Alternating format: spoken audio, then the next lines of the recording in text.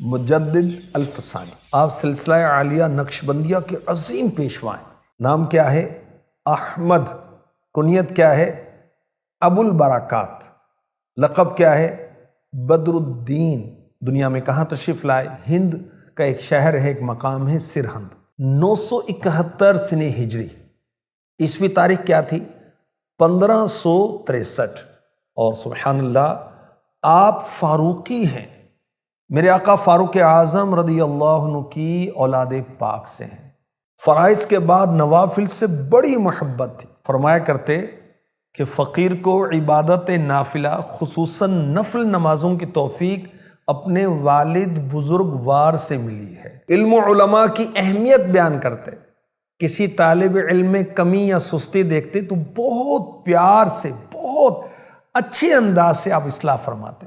حضرت بدر الدین سرہندی رحمۃ اللہ علیہ فرماتے ہیں، میں جوانی کے عالم میں اکثر غلبہ حال کی وجہ سے پڑھنے کا ذوق نہ پاتا، تو حضرت مجدد الفسانی رحمۃ اللہ علیہ کمال مہربانی سے فرمائے سبق لاؤ اور پڑھو، کیونکہ جاہل صوفی شیطان کا مسخرہ ہے کہ جو عبادت تو کرتا ہے مگر علم حاصل نہیں کرتا، تو شیطان اس سے لطف اندوز ہوتا ہے، انجوائے کرتا ہے، کیونکہ علم کے بغیر عبادت ادھوری اور انکمپلیٹ رہ جاتی ہے۔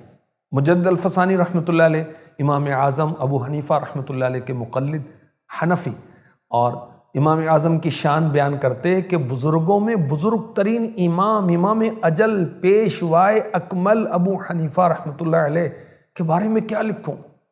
آپ تمام ائمہ مجتہدین، امام شافعی، امام مالک، امام احمد میں سب سے بڑے عالم ہیں، سب سے زیادہ متقی اور پرہیزگار اور خوف خدا رکھنے والے ہیں۔ نیکی کی دعوت دینے کا بڑا جذبہ تھا حضرت سیدنا مجدد الفسانی رحمۃ اللہ علیہ۔ کچھ حالات کے پیش نظر آپ نے عہد اکبری میں بہت خفیہ طریقے سے نیکی کی دعوت دی، اور پھر بعد میں آپ نے علل اعلان نیکی کی دعوت دی۔ نیکی کی دعوت دینے کے لیے آپ نے اپنے مریدوں کو، خلفاء کو مکتوبات، لیٹرز روانہ کیے۔ تلاوت سے بڑی محبت تھی، آپ دوران سفر بھی تلاوت فرماتے رہتے، اور بعض اوقات 3 4 پارے تلاوت کر جاتے۔ جب دوران سفر آیت سجدہ آتی تو آپ آیت سجدہ پر سواری سے اتر کر سجدہ تلاوت کرتے۔ سنت مصطفیٰ سے بڑا پیار تھا آپ کو، سونے جاگنے میں بھی سنتوں کا خیال کرتے، ذکر و درود تو کثرت سے کرتے تھے۔ آپ کے پاس ایک تسبیح تھی جس کے 1000 دانے تھے، اور تنہائی میں اس پر کلمہ شریف کا ورد کرتے۔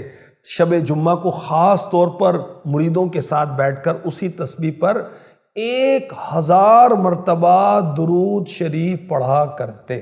پیر و مرشد کا بھی بڑا ادب کرتے تھے۔ ان کا نام تھا حضرت خواجہ محمد باقی باللہ نقشبندی رحمۃ اللہ علیہ۔ ایک مرتبہ آپ اپنے حجرے میں آرام کر رہے تھے تو حضرت خواجہ باقی باللہ رحمۃ اللہ علیہ، آپ کے پیر و مرشد، وہ تشریف لائے، تو خادم نے حضرت مجدد الفسانی کو بیدار کرنا چاہا تو آپ نے سختی سے منع فرمایا۔ کمرے کے باہر ہی آپ، حالانکہ پیر و مرشد ہیں، آپ منتظر رہیں، جاگنے کا انتظار کرتے ہیں۔ تھوڑی دیر کے بعد حضرت مجدد الفسانی رحمۃ اللہ علیہ کی مبارک آنکھ کھلی، باہر آہٹ کی آواز سنی تو آواز دی، کون؟ فرمایا فقیر محمد باقی۔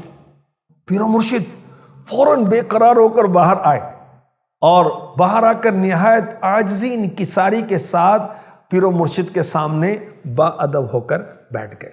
سبحان اللہ، ایسا ادب کرتے تھے اپنے پیر و مرشد کا۔ آپ کی کرامتیں بہت ہیں، ایک دو عرض کرتا ہوں۔ ایک مرتبہ آپ نے آسمان کی طرف نظر اٹھائی، بارش برس رہی تھی، فرمایا اے بارش فلاں وقت تک رک جا۔ اسی وقت رین جو تھی، بارش جو تھی، اسٹاپ ہو گئی۔ حضرت مجدد الفسانی رحمۃ اللہ علیہ نے انتقال سے بہت پہلے اپنے بچوں کی امی کو، اپنی وائف کو بتا دیا تھا کہ تم سے پہلے میرا انتقال ہو جائے گا، اور ایسے ہی ہوا۔ اللہ پاک کی آپ پر کروڑوں کروڑوں کروڑوں رحمتیں ہوں، اور آپ کے صدقے ہماری بے حساب مغفرت ہو، آمین۔